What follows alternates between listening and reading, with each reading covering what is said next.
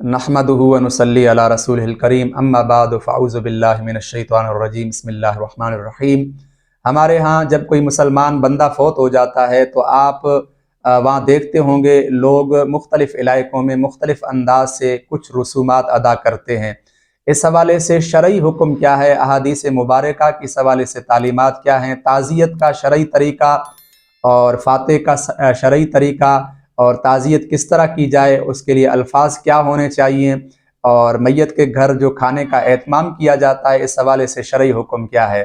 सबसे पहली चीज़, दीन इस्लाम एक फ़ितरी दीन है और इसमें सादगी है, इसमें इखलास है, इसमें नमूद व नुमाइश से पाक तालीमात हैं।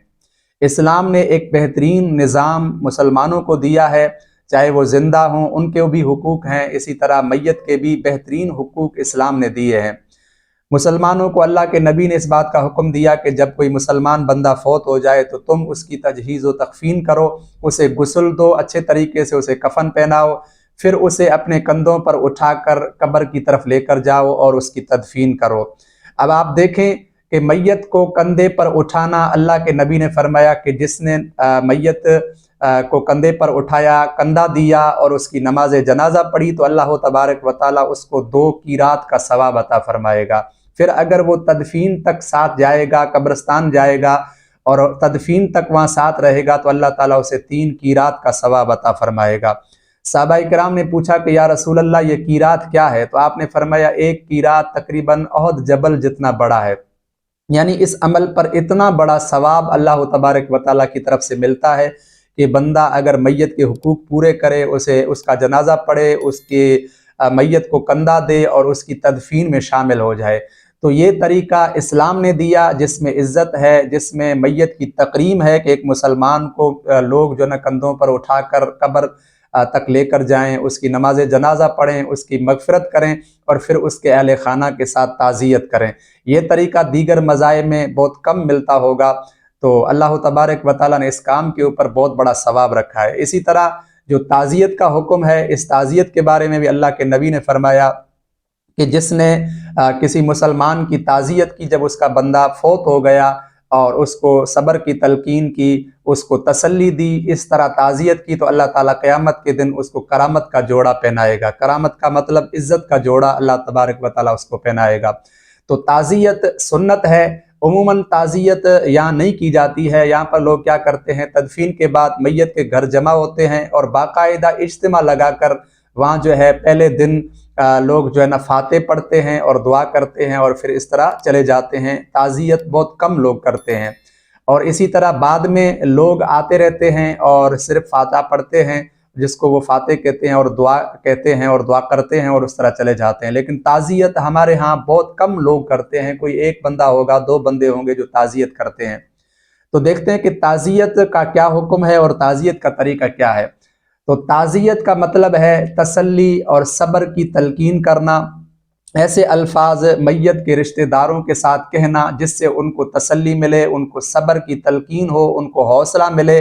उनकी दिलजोई हो, तो इसको ताज़ियत कहते हैं। और इसके लिए कोई ख़ास अल्फाज नहीं है, आप अपनी ज़बान में अपने अल्फाजों के साथ अहले मैयत, मैयत के जितने भी वरसा हैं, इनको आप ताज़ियत इनके साथ कर सकते हैं। उसके लिए अल्फाज कोई भी हों, बस अल्फाज ऐसे हों जिसमें सब्र की तलकीन हो, तसल्ली हो और उसकी दिलजोई के लिए अल्फाज बोले जाएँ। अरबी में एक हदीस मुबारका के अंदर हुज़ूर अलैहिस्सलाम ने जो एक ताज़ियत पर अल्फाज बयान किए वो ये हैं कि लिल्लाहि मा अख़ज़ व आता व कुल्लु शैइन इंदहु बिअजलिन मुसम्मन,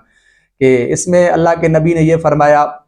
अब ज़ाहिर है ये अरबी ज़बान है, इसका तर्जमा कि अल्लाह ताला के लिए है जो उसने अता किया, जो उसने लिया, और हर एक चीज़ की अल्लाह के नज़दीक एक मियाद मुक़र्रर है, यानी एक वक्त मुक़र्रर है। तो इस तरह आप उर्दू में ये अल्फाज बोल सकते हैं कि अल्लाह की मर्ज़ी है, अल्लाह ने लिया, अल्लाह आपको इसका अजर दे, इस पर सब्र अता करे, अल्लाह आपकी रोज़ी में बरकत दे और सब्र की ताकत और हिम्मत दे। तो इस तरह के ताज़ियत के अल्फाज कहना ये मसनून तरीका है और ये सुन्नत तरीका है। और इसमें सुन्नत ये है कि आप जो है मैयत के जितने भी वरसा हैं, चाहे बड़े हों चाहे छोटे हों, जो समझदार हों, बालिग हों, समझ सकते हैं, उन सब के साथ ताज़ियत करें। ऐसा नहीं है कि सिर्फ एक बड़े के साथ ताज़ियत करें, बाकियों के साथ नहीं करें। जो वहाँ मौजूद हों तो सब के साथ आप ताज़ियत करें, ये सुन्नत तरीका है। उमूमन हमारे यहाँ सिर्फ फातिह पढ़ी जाती है, اگرچہ یہ بھی جائز ہے، درست ہے کہ میت کے لیے ایصال ثواب کے لیے فاتح پڑھی جائے، اسی طرح اس کے لیے استغفار کیا جائے اور اس کے لیے دعا کی جائے، تو اس میں حرج نہیں ہے۔ لیکن تعزیت کی جگہ پر صرف فاتح پڑھنا، اسی طرح صرف دعا کرنا، یہ کسی بھی طرح درست نہیں ہے، کیونکہ سنت جو طریقہ ہے وہ تعزیت ہے۔ تو آپ تعزیت کر لیں، اس کے بعد فاتح پڑھیں، یا پہلے آپ دعا کر لیں اس کے بعد آپ تعزیت کریں، تو یہ طریقہ درست ہے۔ لیکن صرف دعا تک محدود رہنا اور تعزیت نہ کرنا یہ خلاف سنت ہے، یہ کسی بھی طرح درست نہیں ہے، کیونکہ ایصال ثواب اور فاتح جو ہوتی ہے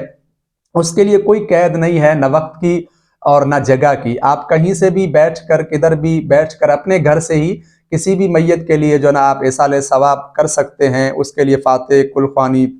یعنی سورہ اخلاص پڑھ کر آپ اس کو اگر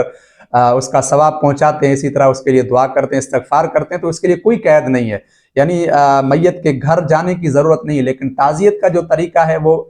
جو ہے نا میت کے جو ورثاء ہیں ان کے ساتھ کرنا ہوگا۔ اور پھر یہ تعزیت کا جو سنت طریقہ ہے وہ 3 دن ہے، یعنی تدفین کے بعد 3 دنوں تک آپ تعزیت کر سکتے ہیں، اس کے بعد تعزیت کرنا مکروہ ہے۔ البتہ اس میں صرف ایک گنجائش ہے کہ ایسا کوئی رشتہ دار دوست جو دور ہو، جسے اطلاع نہ ملی، جسے پتہ نہ چلا، خبر نہیں تھی اور وہ بعد میں آیا، اور وہ پھر تعزیت کر سکتا ہے۔ باقی جو قریبی لوگ ہیں ان کو جب پتہ ہے، علم ہے، تو پھر ان کو 3 دن کے بعد تعزیت کرنا یہ مکروہ ہے۔ اس کے کراہت یعنی ناپسندیدہ ہونے کی وجہ یہ ہے کہ اس سے پھر جو ہے نا ان کا غم تازہ ہوگا، تو مسلمانوں کے غم کو تازہ کرنا یہ کسی بھی طرح درست نہیں ہے۔ اسی لیے 3 دن کے اندر اندر آپ تعزیت کر لیں، اور تعزیت کے لیے کوئی بھی الفاظ جو اپنی زبان میں جس میں تسلی اور صبر کی تلقین ہو، آپ میت کے ورثاء کے ساتھ کریں، یہ سنت طریقہ ہے۔ اور اس کے ساتھ آپ بھلے فاتح بھی پڑھیں، آپ ان کے ایصال ثواب کے لیے دعا بھی کریں۔ اسی طرح جو ہے تعزیت آپ جو ہے وہ آج کے جدید دور کے اندر آپ موبائل کے ذریعے بھی کر سکتے ہیں، خط و کتابت کے ساتھ بھی کر سکتے ہیں، کیونکہ حضرت معاذ بن جبل کا جب بیٹا فوت ہو گیا تو حضور اکرم صلی اللہ علیہ وآلہ وسلم نے تعزیت کے طور پر ان کو ایک خط نامہ بھیجا تھا، تحریر نامہ، اس میں تعزیتی الفاظ جو نا آپ نے لکھ کر بھیجے تھے۔ تو اس وقت اگر آپ کسی کے پاس جا نہیں سکتے تو فون پر، موبائل کے ذریعے بھی آپ تعزیت کر سکتے ہیں، کیونکہ اسی سے بھی صبر کی تلقین ممکن ہو سکے گی۔ تو آپ جو ہے صبر کے الفاظ، دلجوئی کے الفاظ جو ہے نا موبائل فون پر بھی ادا کر سکتے ہیں۔ اس لیے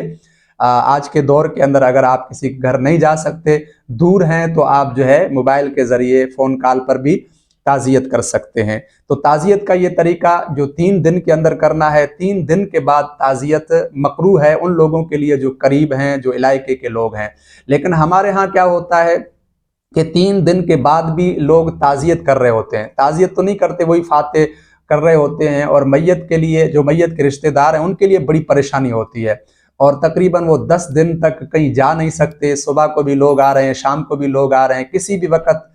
جو ہے نا آن پڑتے ہیں، اور پھر ان کے ساتھ بیٹھنا پڑتا ہے، پھر ان کو کھانا کھلانا پڑتا ہے۔ تو یہ ساری صورتحال سنت کے خلاف ہے۔ سنت طریقہ یہ نہیں ہے آپ تعزیت 3 دن کے اندر کریں، کیونکہ سوگ ایک مسلمان کا 3 دن ہوتا ہے۔ اس کے بعد پھر گھر میں بیٹھے رہنا کہ لوگ آئیں گے تعزیت کریں گے، ان کا اس طرح بیٹھنا اور لوگوں کا اس طرح آنا، یہ دونوں مکروہ ہے۔ البتہ وہ ایک اس میں تخصیص بتائی گئی تھی کہ کوئی ایسا رشتہ دار جو دور ہو اور وہ پہلے نہ آ سکا تو البتہ وہ آ سکتا ہے، لیکن اس کے لیے بھی باقاعدہ ایک جگہ پر بیٹھنا میت کے رشتہ داروں کو جو ہے نا یہ کسی بھی طرح درست نہیں ہے، یہ خلاف سنت ہے۔ اس کام سے ہم سب کو بچنا چاہیے۔ تو میت کے گھر جو ہے نا اجتماع کرنا، اچھا تعزیت تدفین سے پہلے بھی ہو سکتی ہے، اور تدفین کے بعد تعزیت عموماً کی جاتی ہے۔ جو رائج طریقہ تھا سنت میں وہ تعزیت تدفین کے بعد ہی ہے، البتہ پہلے بھی کی جا سکتی ہے، لیکن اس کے لیے باقاعدہ میت کے گھر جانا ضروری نہیں ہے۔ تدفین کے بعد قبرستان میں بھی تعزیت ہو سکتی ہے، یا راستے میں قبرستان اگر قریب ہے یا دور ہے تو کسی ایسی جگہ پر بھی تعزیت ممکن ہے، ضروری نہیں ہے گھر میں جانا۔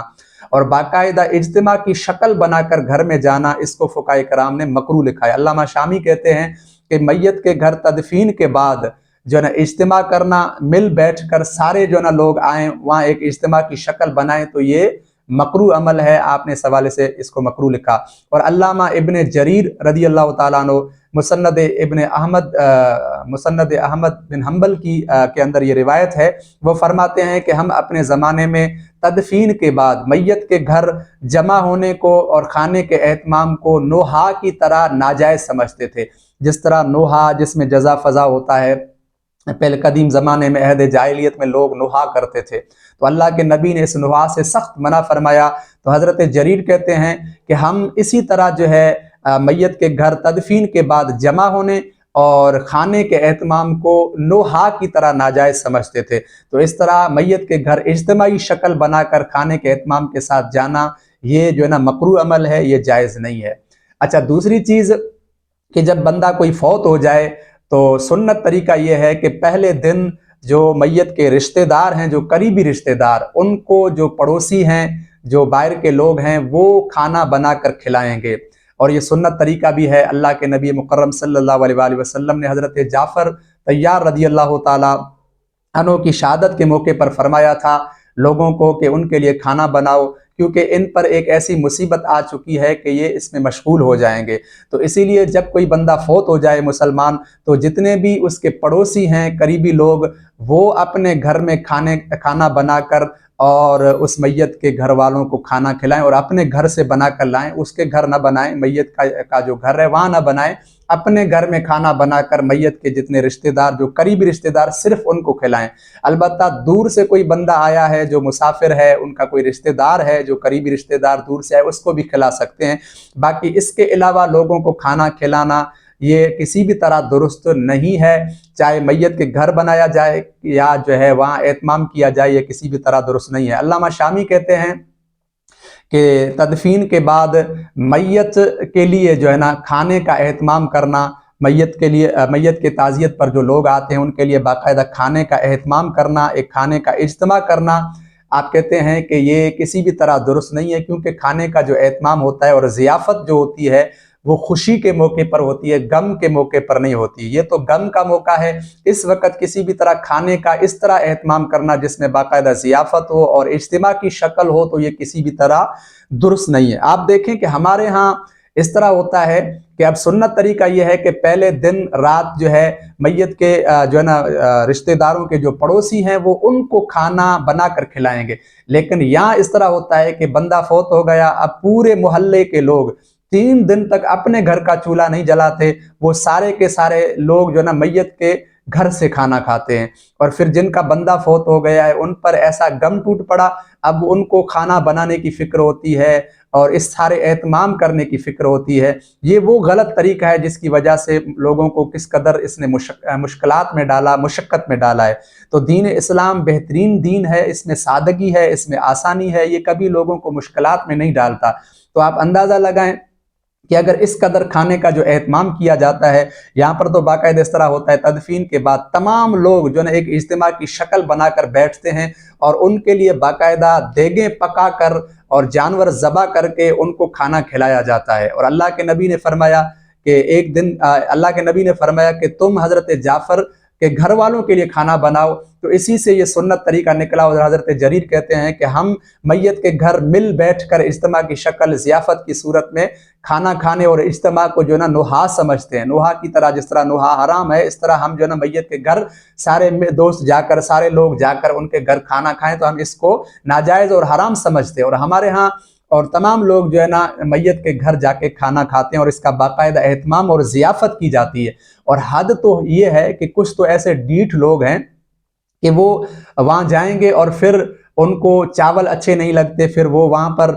کہتے ہیں کہ ہمارے لیے کوئی سالن کا بندوبست کرو، روٹیوں کا بندوبست کرو، اور میت کے جتنے رشتہ دار بیچارے اب اس پریشانی میں، اب اس رسم کو ادا کرنے کے لیے کہ اگر ایسا نہیں کریں گے تو لوگ طعنہ زنی دیں گے کہ بھئی ان لوگوں نے تو ہمیں کھانا نہیں دیا، ان لوگوں نے تو ایسا کر دیا، تو اس طعنہ زنی کے ڈر سے یہ بیچارے جو ہے نا پہلے سے چاولوں کا الگ بندوبست کرتے ہیں، حلوے کا الگ بندوبست کرتے ہیں، اسی طرح جو ہے سالن کا الگ بندوبست کرتے ہیں، اور پھر سالن میں مٹن کا الگ اور چکن کا الگ، کہیں پر تو اس طرح بھی ہوتا ہے باقاعدہ قورمے تیار کیے جاتے ہیں۔ علامہ